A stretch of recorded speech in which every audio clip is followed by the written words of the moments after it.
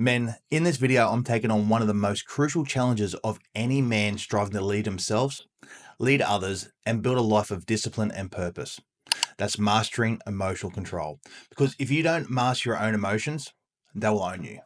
Now, this isn't about suppressing feelings, it's about using them as fuel instead of being burned by them. So let's dive in. Emotional control is the ability to recognize, understand, and manage what you feel in the moment without letting it run your mouth, wreck your relationship, or ruin your opportunities. Think about it. How many decisions have you made out of anger, fear, or frustration that you later regretted? Emotional control separates the reactive man from the intentional man, the average from the extraordinary. When you have this skill dialed in, you're not just a calmer, you're sharper. You communicate better, you think more clearly, you build stronger bonds, you walk through the fire and don't flinch. That's what emotional mastery looks like. Let me bring this home with a few examples. You're driving to work, a guy cuts you off, you flip out and yell at the windshield like you're changing anything. And now your day starts in a storm. You send a text to your partner, they read it the wrong way, and now you're both in a full-blown argument over tone. You're in a meeting and someone disagrees with your idea. Instead of listening, your ego jumps to defend you.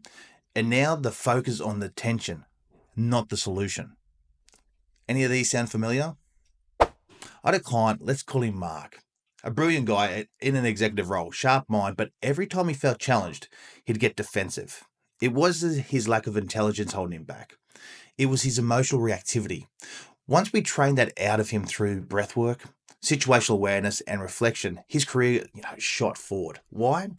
Because calm is power. Let's get serious. When you let your emotions take the wheel, you're handing over your power. You snap at your spouse and say something you can't take back. You choke in a job interview because you're nervous and trying to overcompensate. You blubber your kid over something minor, and now they're learning fear, not leadership. Every time you let emotional override discipline, you're trading long-term respect for short-term relief. That's not what strong men do. So how do we fix it? It starts with this mindset: I'm not my emotions, I'm the observer of them. You feel angry. Good. Now ask, what triggered that? What's the deeper fear or need behind it? You pause, assess, and then you act, not react. That's where strength is built. That pause, that breath, that's your training ground. That's where warriors are forged. Let's look at some tools how you can build emotional control. So tool one I like is mindfulness. Let's be real. Most men will hear mindfulness and think of some Zen monk sitting cross-legged on a mountain. That's not what we're talking about here. Mindfulness is mental combat training. It is the practice of staying fully present in the moment, not lost in the past, not spiraling into the future. It is awareness without judgment. It is noticing what you're feeling, thinking, and experiencing without it hijacking you. Here's why this matters. When you're mindful, you can observe your emotional state instead of becoming it. That gives you time to choose your next move with discipline instead of ego. So how do you actually do it? Let me give you a quick mindfulness drill you can start using today. I call it the 5, 4, 3, 2, 1 reset. This is a grounding technique that snaps you out of an emotional storm and locks you back into the now. When you feel yourself starting to get overwhelmed, anxious, or reactive, stop and run through this. 5 things you can see. Look around. Identify 5 things in your space.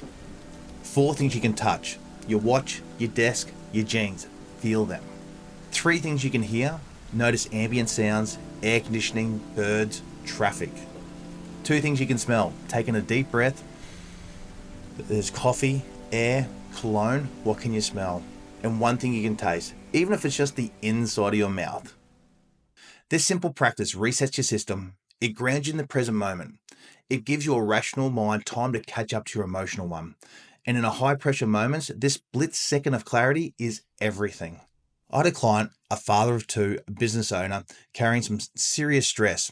He'd blubbered home, not because he didn't love his kids, but because his brain was constantly stuck in this fight mode. We implemented the 5, 4, 3, 2, 1 tool, along with a few other strategies. After 2 weeks, his wife told him he's showing up differently. You're not just reacting anymore. That's the power of mindfulness. It builds command presence. You stop leaking energy, you stop reacting and start leading. Tool number 2 is some breath work. Your breath is your internal thermostat. It tells your nervous system whether you're in control or under attack. Here's the truth most men don't realize. Your body reacts to your breath faster than it reacts to your thoughts. So if you want to take command of your emotions, start with your breath. When you're stressed, angry, anxious, or your breathing gets shallow and fast up in your chest, that sends a signal to your brain, we're in danger, panic, react, fight. But when you flip the script and slow your breath down, you override the panic switch.